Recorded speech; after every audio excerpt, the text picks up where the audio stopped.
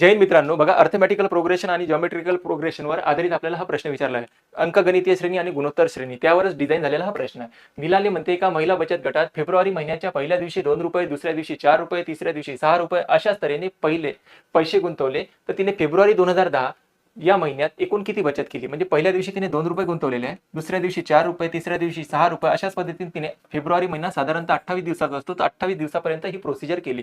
तर आपल्याला प्रश्नामध्ये विचारण्यात आलं होतं की 28 दिवसामध्ये तिने एकूण किती बचत केली असेल.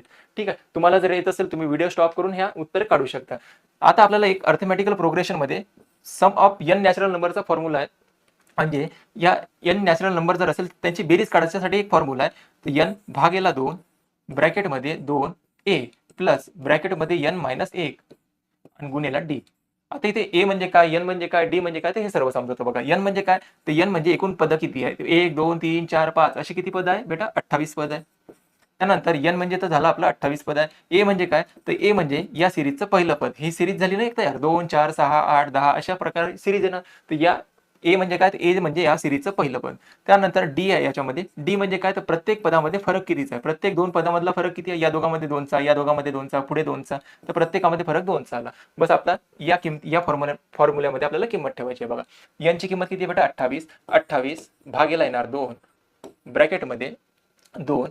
ए ची किंमत किती आहे, तर नंबर पहिला पद किती आहे याचा 2 आहे, 2 गुणिला 2 प्लस ब्रॅकेटमध्ये यांची किंमत किती आहे बेटा, 28. 28 मायनस 1 आणि डी ची किंमत किती आहे, 2 गुणिला 2 ब्रॅकेट कंप्लीट. बघा बे ना 2 ना जर 28 ला भाग दिला उत्तर येते 14. ब्रॅकेटमध्ये हे बे दोन्ही किती झाले 4 प्लस 28 मधून 1 मायनस झाला तर 27. 27 दोन्ही किती होते बेटा 54. तर 14 गुणिला 54 आणि 4 किती होतं 58. 58 गुणिला करायचे आपल्याला 14.